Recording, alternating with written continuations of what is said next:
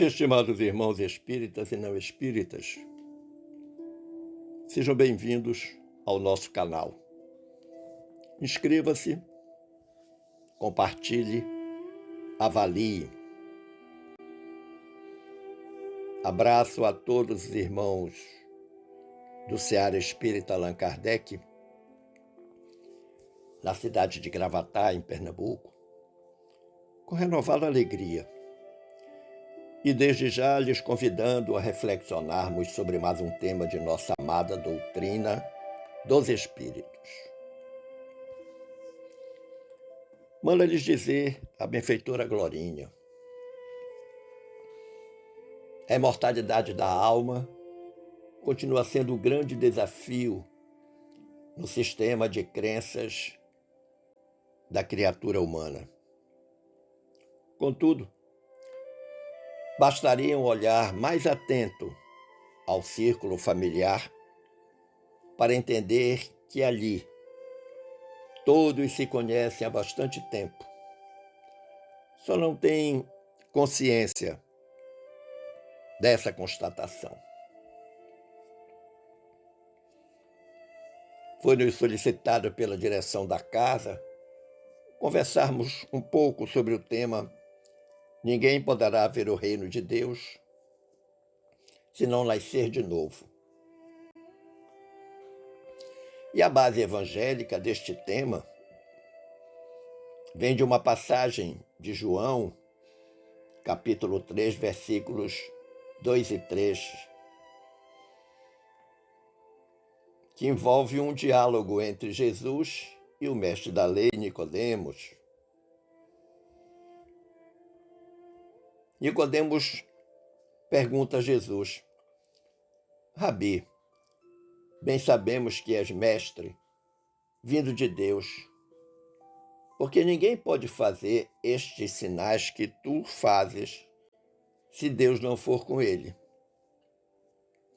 Jesus então respondeu a Nicodemos: na verdade, te digo que aquele que não nascer de novo não pode ver o reino de Deus. A narrativa continua. Nicodemos se mostra surpreso com a afirmação de Jesus, diz para ele: eu vou ter então que voltar para o útero de minha mãe para nascer de novo. Quando em realidade Jesus não estava falando nesse aspecto, mas estava falando de um dos grandes pilares da doutrina dos espíritos, que é a reencarnação. Então, quando nós pensamos nesta frase de Jesus, ninguém poderá ver o reino de Deus se não nascer de novo, nós devemos sempre lembrar, nosso mestre estava falando da reencarnação. E a base doutrinária vem do nosso próprio Evangelho, segundo o Espiritismo, capítulo 4, cujo título é o título da reflexão: ninguém poderá ver o reino de Deus se não nascer de novo. E este capítulo 4, ele aborda os tópicos da ressurreição, da reencarnação. A reencarnação fortalece os laços de família, ao passo que a unicidade da existência os rompe, como também duas instruções dos espíritos, uma sobre os limites da encarnação e outra sobre a necessidade da reencarnação.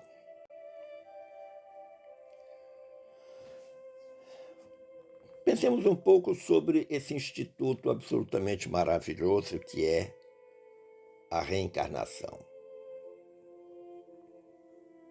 De acordo com a doutrina dos espíritos, o planejamento reencarnatório pode ser concebido pelo próprio espírito que deseja reencarnar, ou por espíritos mais esclarecidos, especialmente designados para esta tarefa. Na primeira situação, o próprio espírito é quem faz o planejamento. o espírito escolhe o gênero de provas por que há de passar, e nisso consiste o seu livre-arbítrio, tal como nos esclarece Allan Kardec na questão 258 de O Livro dos Espíritos. Na outra situação, ou seja, espíritos mais esclarecidos são responsáveis pelo processo do planejamento, Deus então supre a inexperiência do espírito, que não está pronto ainda para planejar o seu regresso à vida corporal, traçando-lhe o caminho que ele deve seguir, mais ou menos, como diz Allan Kardec na questão 262 do Livro dos Espíritos, como uma criancinha, como nós fazemos com uma criancinha. E deixa pouco a pouco, à medida que o seu livre-arbítrio se desenvolve, e ele pode proceder então às suas escolhas.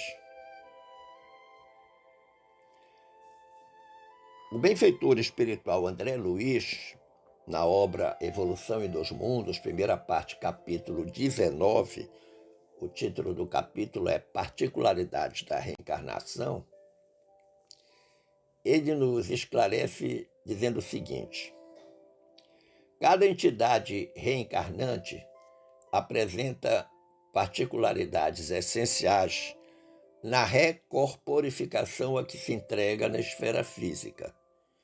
Ou seja, o processo reencarnatório não é igual para todo mundo. Cada um tem lá suas particularidades. Os espíritos categoricamente superior podem plasmar por si mesmo o corpo em que continuarão as futuras experiências. Então, há uma coisa importante a pensarmos aqui, né? Que ele diz que são os espíritos categoricamente superiores, ou seja, os mais elevados, os mais desenvolvidos. Os espíritos categoricamente inferiores, agora ele vai fazer o contraponto.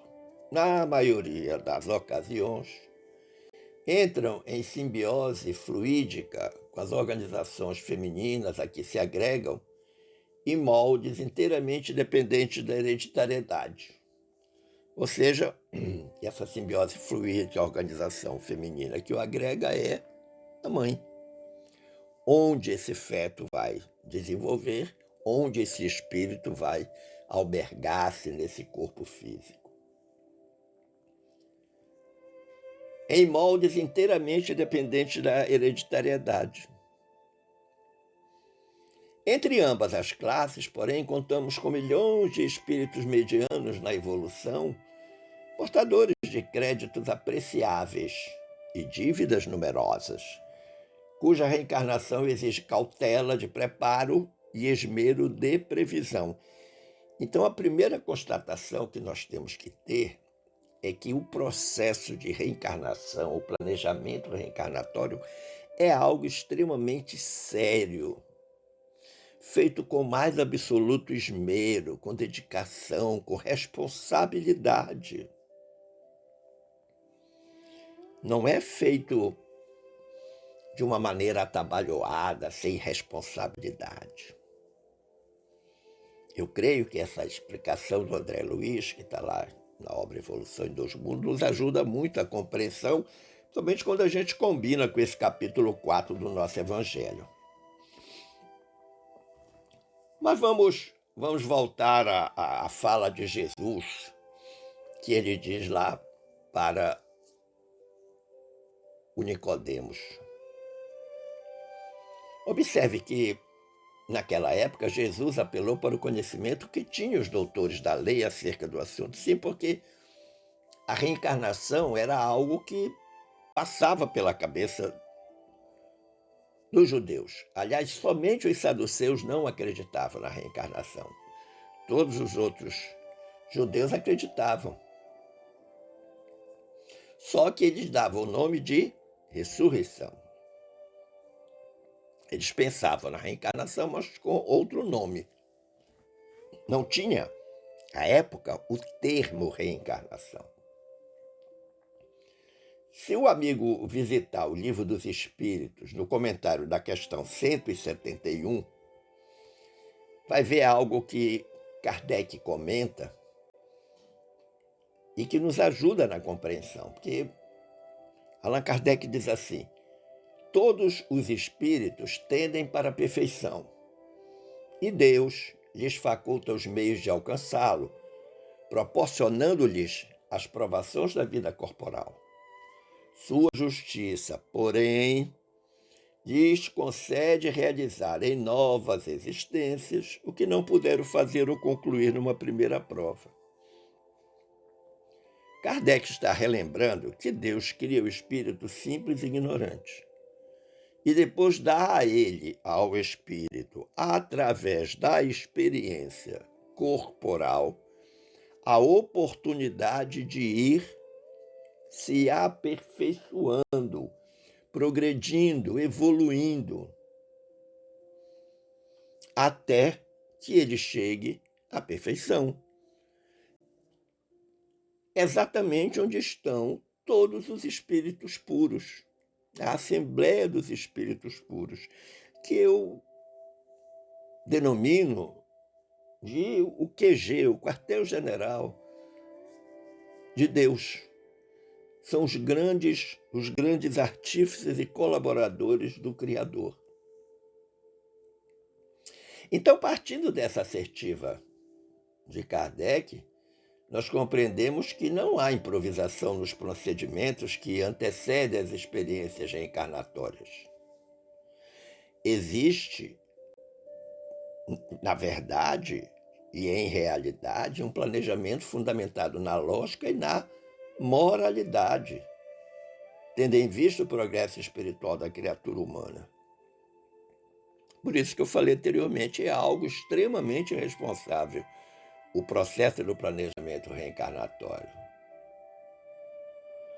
Nesse sentido, a escolha das provas no planejamento merece um cuidado muito especial por parte dos espíritos planejadores. Não é o espírito simplesmente dizer assim, eu vou reencarnar, e reencarna. Não. Não é assim que funciona. Agora, claro, estes conhecimentos todos têm implicações naturais.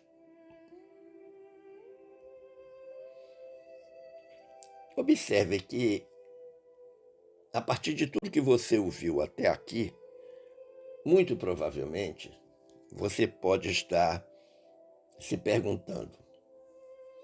O espírito pode se perguntar: quando é definido o momento da reencarnação? Quais são as condições que determinam que é chegada a hora do retorno à vida corporal? Como é que isso acontece? Podemos selecionar as provas ou experiências que vivenciaremos no plano físico? Vamos viver na carne? Que critérios, por exemplo, são utilizados para a escolha dos nossos pais, dos demais familiares, da cidade do país onde renasceremos?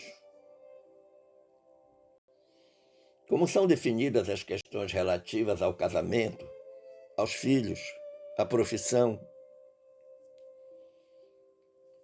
Muita coisa, não é verdade? E é preciso admitir que mesmo os espiritistas ainda não dominam essas questões pelas mais variadas motivações. Uma falta de estudo, falta do conhecimento, temor pelo desconhecido, etc. Uma série de razões podem justificar nós não sermos ainda profundos conhecedores dessa pauta. No comentário da questão 171 de O Livro dos Espíritos, Kardec traz um esclarecimento que deve eliminar todo o medo acerca desse tema. Que ele diz assim: o homem que tem consciência da sua inferioridade, aure consoladora esperança na doutrina da reencarnação. Aurir, conquistar.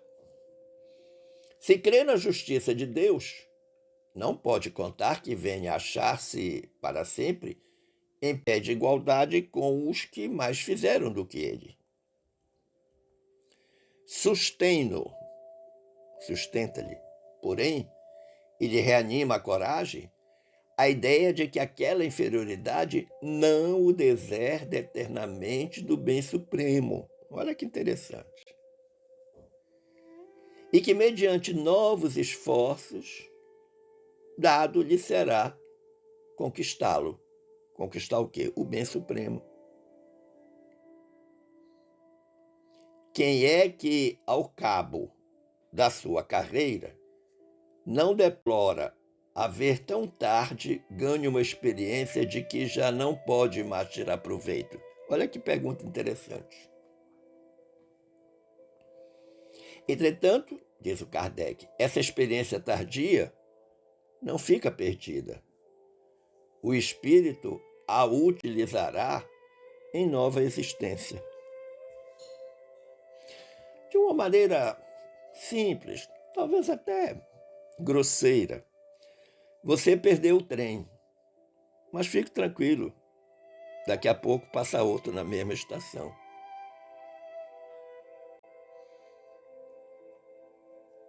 A reencarnação é um suceder de trens na estação da evolução espiritual de cada espírito.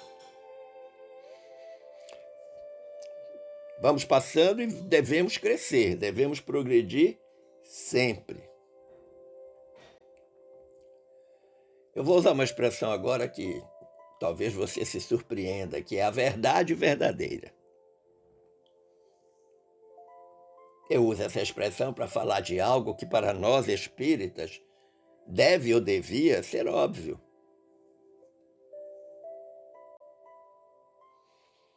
Entendamos que a reencarnação não dispensa planejamento, mesmo se tratando de reencarnações mais simples.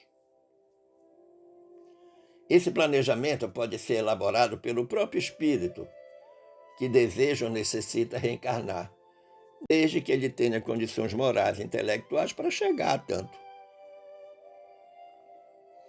O planejamento pode, entretanto, ser delegado a um espírito esclarecido, caso o reencarnante não ofereça, no momento, as condições de planejar sua própria reencarnação e até mesmo de opinar sobre ela.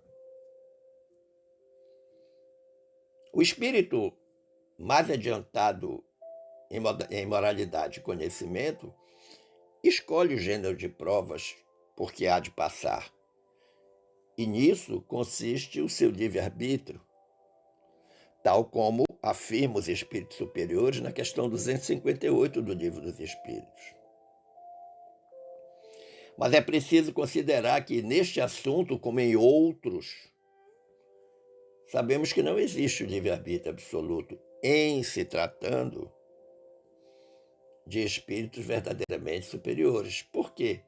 Porque nada ocorre sem a permissão de Deus, porquanto foi Deus quem estabeleceu todas as leis que regem o universo. Observe, meu amigo, minha amiga, que dando ao espírito a liberdade de escolher, Deus lhe deixa a inteira responsabilidade de seus atos e das consequências que estes atos tiverem. Nada lhe estova o futuro. Aberto se lhe acham assim um caminho do bem como o caminho do mal. Questão de escolha, livre-arbítrio. Se vier a sucumbir, se ele se perder, se for derrotado, restar-lhe-á a consolação de que nem tudo se lhe acabou e que a bondade divina vai lhe conceder a liberdade de recomeçar mais uma vez o que foi mal feito. Esta explicação está na questão 258A do Livro dos Espíritos. Imaginem, por exemplo, como deve ser o planejamento reencarnatório daqueles generais sanguinários do passado. Como será o planejamento reencarnatório de alguém como Adolf Hitler, por exemplo?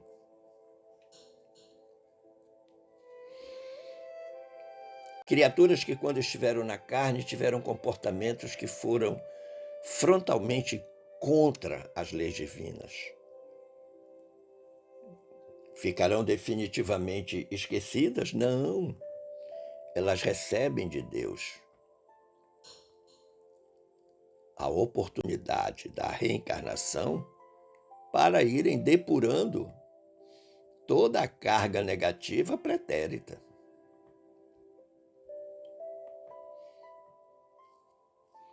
É importante destacar que o planejamento reencarnatório prevê as linhas gerais dos acontecimentos que poderão ocorrer no mundo físico, conforme a gente vê lá na questão 259 do Livro dos Espíritos. Linhas gerais. Por quê? Porque as particularidades serão influenciadas pelo livre-arbítrio do reencarnante.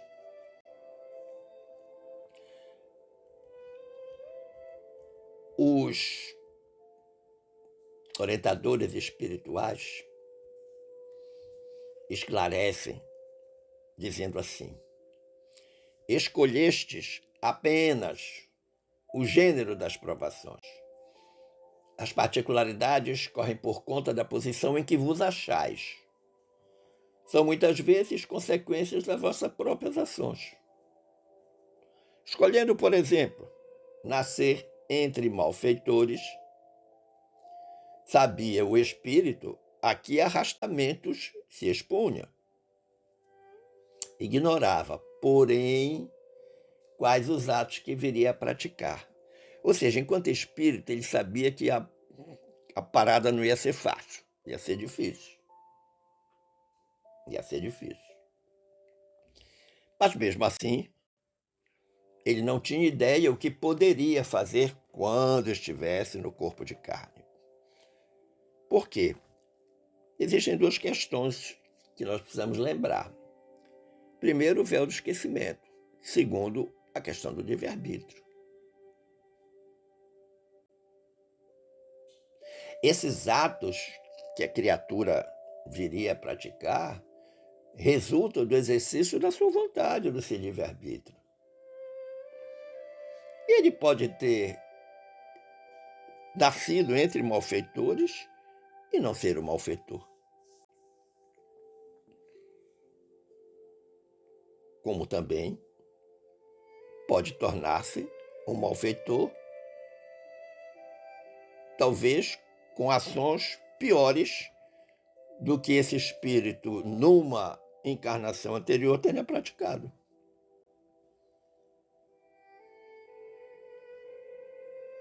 Sabe o espírito que, escolhendo tal caminho, ele vai ter que sustentar lutas de determinada espécie. Sabe, portanto, de que natureza serão as vicissitudes com que ele vai deparar-se. Mas o que ele não sabe é se vai ter êxito ou não no enfrentamento dessas dificuldades. Isso ele só vai saber quando estiver reencarnado, no corpo físico. Os acontecimentos secundários se originam das circunstâncias e da força, a força mesmo das coisas. Previstos no planejamento reencarnatório, só os fatos principais, aqueles que de fato influenciam o destino.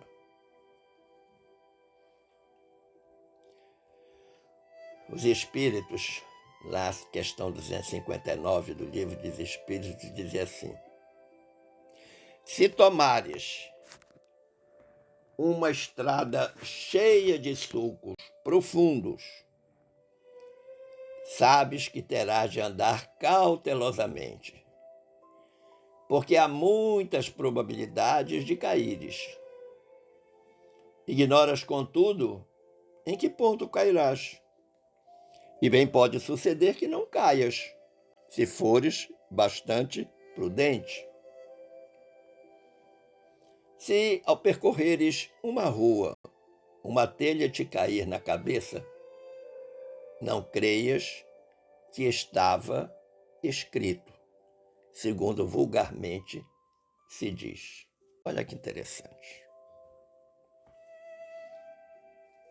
Segundo grande aprendizado, precisamos reconfigurar a ideia de que toda reencarnação é punitiva, de que tudo que acontece de dificuldade, de mal, de ruim na existência é karma. Claro que não. Há um exemplo que está descrito no Evangelho de João, capítulo 9, versículo 13, que, no meu ponto de vista, esclarece bem essa questão de que a reencarnação não é punitiva, as dificuldades que a gente enfrenta. Que lá na narrativa de João está escrito assim: e passando Jesus, viu um homem cego de nascença. E os seus discípulos lhe perguntaram, dizendo: Rabi, quem pecou, este ou seus pais, para que nascesse cego? Então, a pergunta dos discípulos era exatamente no sentido de arguir Jesus sobre essa questão da punição, o aspecto punitivo da reencarnação. Então, tinha ali um cego de nascença, ou seja, nasceu cego, e os discípulos queriam saber quem foi que errou, quem foi que pecou, foram os pais dele ou ele mesmo. E Jesus respondeu, narra João: nem ele pecou, nem seus pais, mas foi assim para que se manifestem nele as obras de Deus. Olha que interessante. Eu imagino que os discípulos devam ter ficado atônitos com a resposta. Até porque Jesus curou o cego de nascença. Jesus mostra que este não era um caso de pecado, de expiação, mas de missão. Foi assim, estava sendo assim, estava acontecendo daquela forma para que naquele cego fosse manifestada as obras de Deus.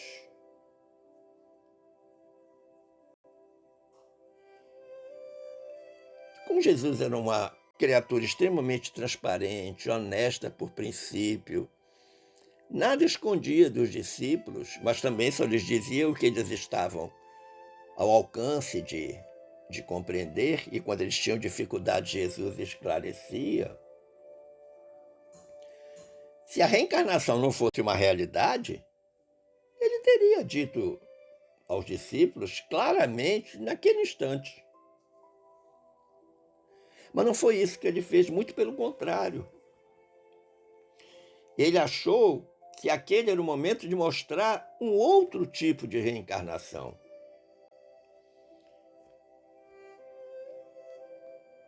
A reencarnação em bases de cooperação. Sim, talvez você não se tenha dado conta ainda desse tipo de reencarnação.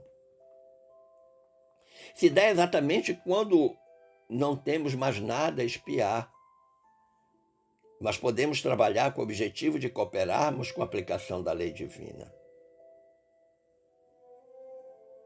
Além de ter sido educativo para aquele que se vestiu de cego, deu oportunidade para que Jesus operasse a cura e deixasse mais um valioso ensinamento. Aquele cego talvez, com certeza, não era cego porque estava sendo punido, porque estava espiando. Ele voltou naquela condição exatamente porque ele encontraria Jesus, ele seria curado, e ele estava servindo de um instrumento educativo e formador de conhecimento para todos aqueles que acompanhavam Jesus.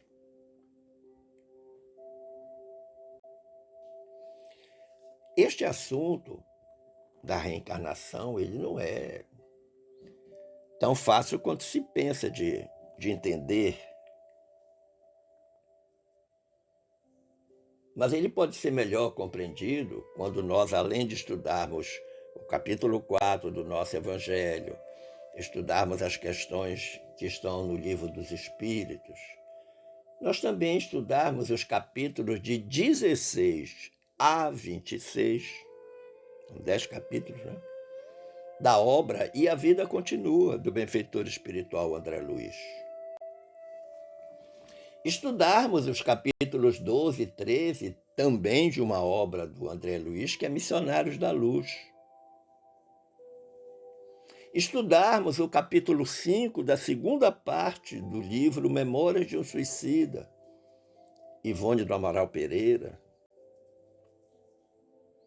E outras tantas obras que existem, outros tantos capítulos de livros variados, principalmente da Lavra de Chico Xavier, da Lavra Mediúnica de Chico Xavier, e que abordam o tema da reencarnação. Conhecermos a história do gigante deitado.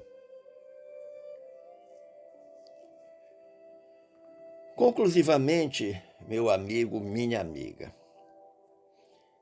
eu vou aproveitar a resposta dos espíritos à questão 171 de O Livro dos Espíritos.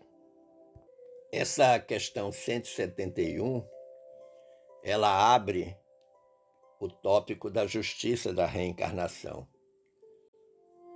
E Kardec perguntou: em que se funda o dogma da reencarnação? A resposta não é tão curta, mas nós separamos algo que consideramos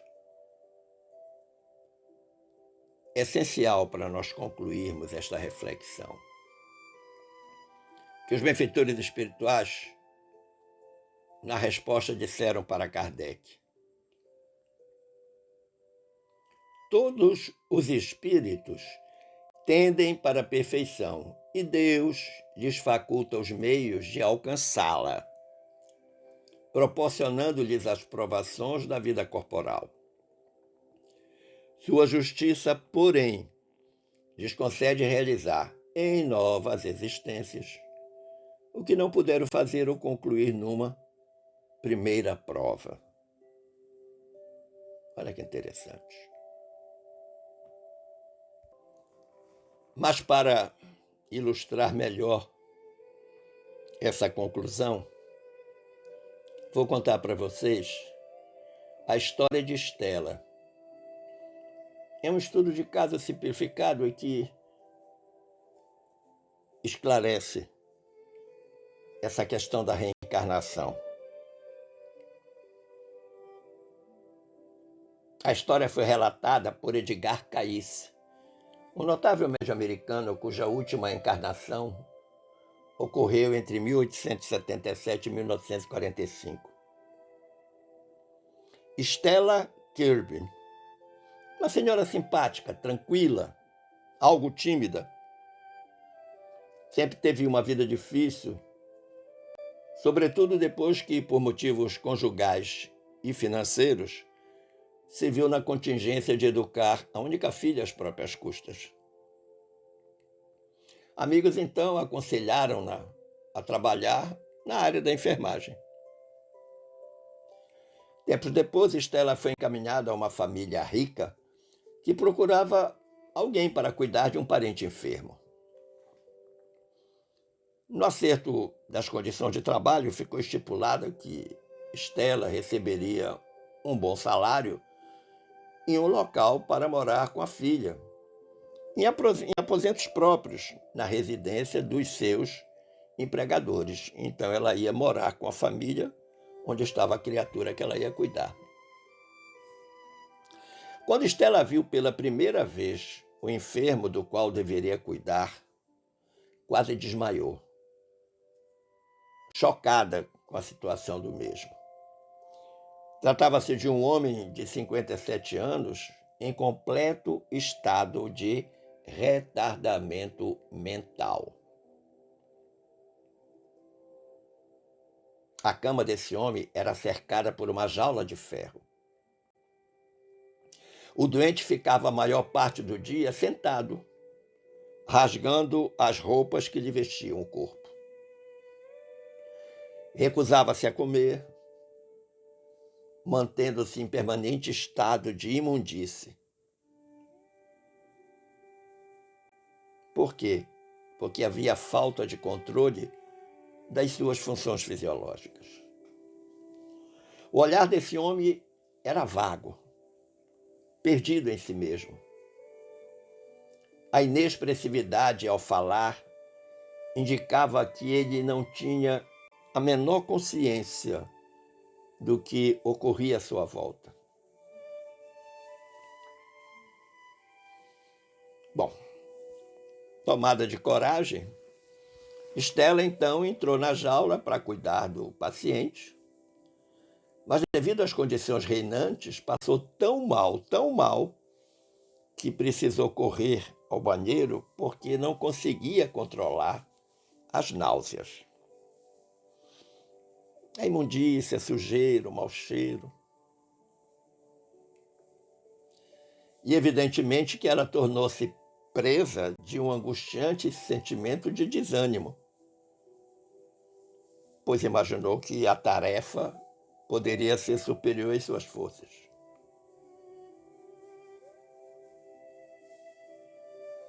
Entretanto, ao buscar auxílio junto aos benfeitores espirituais, por intermédio da mediunidade de Edgar Cayce, os espíritos esclareceram para Estela. 2 vezes no passado, os caminhos de Estela e daquele homem haviam se cruzado. No Egito, ele havia sido filho dela. Mas o asco, entanto, que ela sentia por ele, no entanto, vinha de uma existência no Oriente Médio, no qual ele, o paciente, fora um rico filântropo, mas que levava uma vida de devassidão, numa espécie de harém, onde praticava toda sorte de abusos. Estela, àquela época, fora então uma das infelizes que tinham de se submeter aos seus caprichos. O reencontro de ambos na presente reencarnação visava ao perdão mútuo, reajustando-os, ambos, perante a lei de Deus. Estela também foi esclarecida por Cayce que, se soubesse agir com afeto, o doente responderia aos seus cuidados. Cabia-lhe, portanto, aprender a amar o enfermo, disposta a reparar o passado desditoso. E Cayce disse que abandoná-lo não seria a solução, porque a ligação entre os dois continuaria em suspenso, a invadir os domínios de futuras existências. Estela jamais ouvira falar de reencarnação. Cayce lhe disse ainda que numa outra existência na Palestina, ela cuidara de crianças defeituosas e que, portanto, estava habilitada ao trabalho junto àquele paciente. Ela voltou à tarefa com uma nova carga de coragem e uma nova compreensão dos seus problemas. E para encurtar a história, o pobre homem, de fato, respondeu ao tratamento carinhoso de Estela. Começou a alimentar-se espontaneamente, a conservar-se limpo e vestido. Com olhar pacificado, ele seguia Estela, sem perdê-la de vista um minuto. Você pode conferir este relato no capítulo 21 da obra Reencarnação e Imortalidade, de Hermínio Corrêa de Miranda. Está lá nas páginas 244 e 245. Capítulo 21, Reencarnação e Imortalidade. É lá que está citada essa história de Estela. Fantástico, não é verdade? Agradecendo o carinho da atenção e das boas vibrações dispensadas, eu desejo que fiquemos todos em paz com Jesus. Um forte abraço.